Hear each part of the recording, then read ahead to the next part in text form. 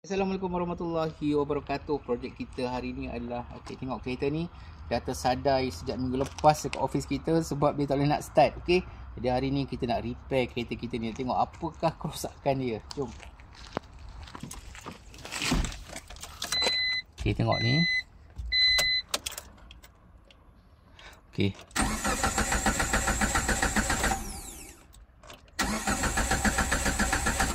So dia tak boleh nak start. Jadi kita suspect sebenarnya kerosakan ni adalah berpunca daripada fuel pump kat belakang tu. Jom kita tukar fuel pump. Kedudukan fuel pump tu dia berada dekat tengah-tengah seat, tengah-tengah ni. Ni dah kedudukan dia. Fuel pump dia. Ni lah yang rosak ni. Jadi kita kena tukar. Mileage pun dah 200 lebih kilometer. 200k lebih kilometer. Jadi kita kena tukar lah fuel pump ni. Dia dah tak berfungsi dengan baik. Mula-mula sekali kita kena buang seat ni sebab dia mengganggu kapet ni. Kita nak buka ni, dia tersepit. Nak buka skru, tak boleh skru dekat bawah seat ni. So kita kena tanggalkan seat ni dulu. Jadi kita buka ni untuk kita buka skru seat.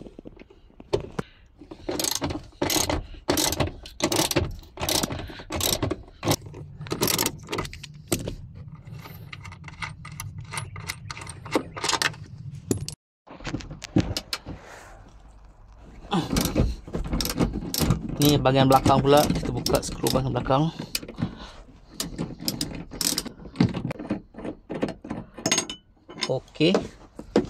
Seterusnya keluarkan seat.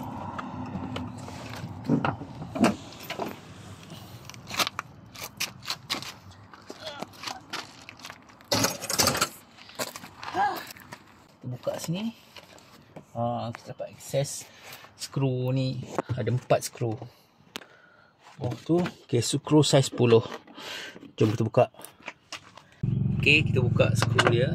Ada 4 skru kat sini.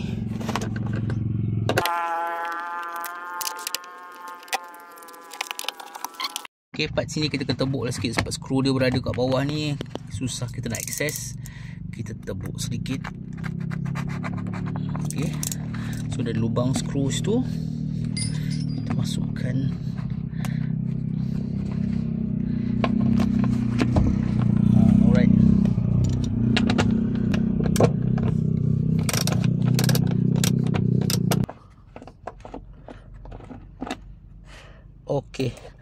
So sekarang kita dah boleh buka penutup fuel pump ni. Bismillahirrahmanirrahim. Susah sikit nak keluar. Alright, tengok sini. Tengok tu, berabuk dah. Entah ada sarang apa kat dalam tu. Dah lama ni kita kena bersihkan sedikit ni supaya habuk ni tak jatuh kat dalam tempat minyak. Ni kita kena buka dan kita kena bersihkan lah sikit. Vacuum tak ada, kita gunakan kain basah untuk nak ambil semua habuk-habuk dan juga pasir yang melekat kat dalam ni. Kita tak nak habuk dan pasir ni masuk ke dalam tangki minyak dan akan menyebabkan fuel pump kita tersumbat.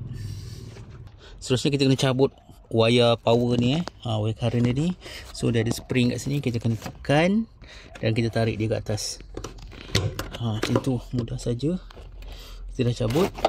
Dan seterusnya kita cabut pula 2 hos minyak yang ada dekat sini. Tekan dulu lah.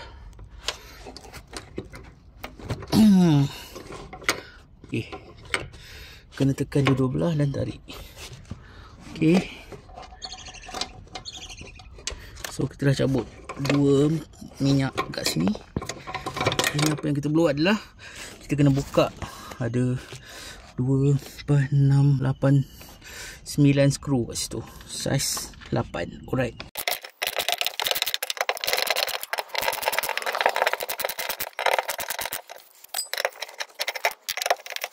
Setelah tu kita keluarkan plate besi ni. Perlahan supaya habuk tak jatuh. Alright. So inilah dia pump, fuel pump yang kita kena keluarkan. Tak sangkut.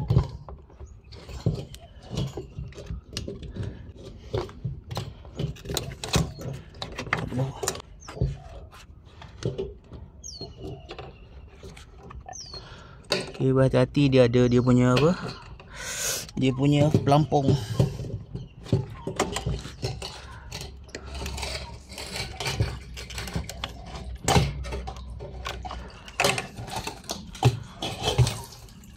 Okay, kita tuang minyak dia.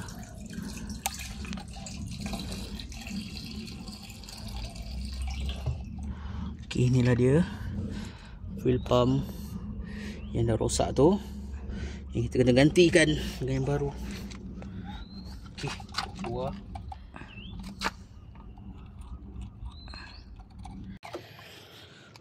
So inilah dia rupa fuel pump yang dah rosak tu.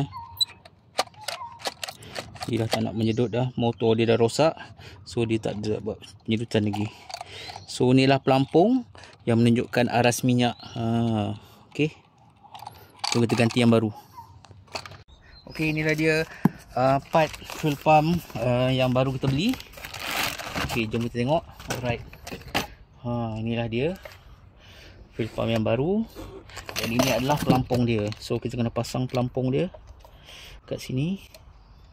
Kita buka dulu getah ni. Lepas itu kita masukkan ini dekat sini, pelampung dia, dan kita masukkan ke dalam. Dan kita kena pastikan dia berada dekat dalam. Dia masuk kat klip dia.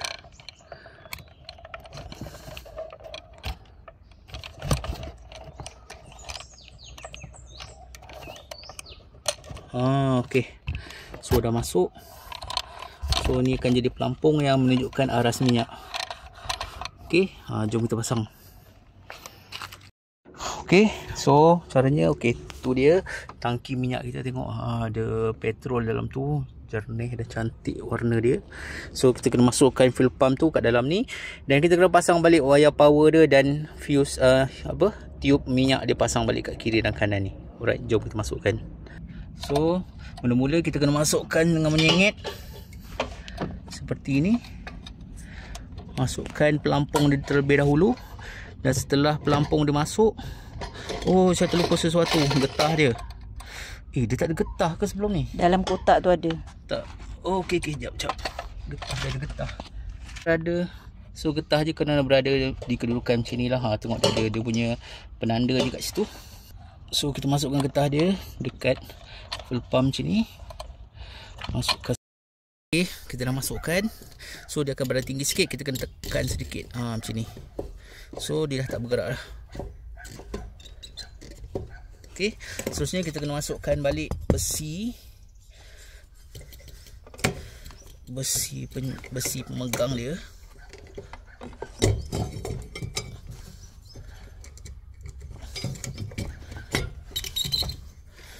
Okay, dan kita kena screw balik.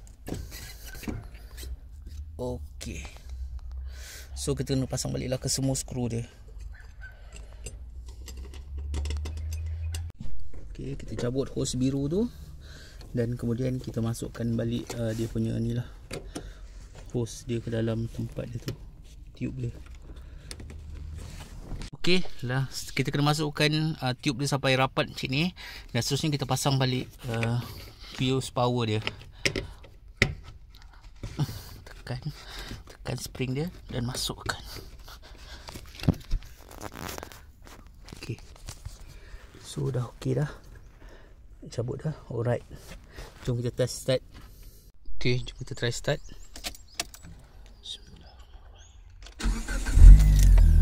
Alhamdulillah dah boleh start.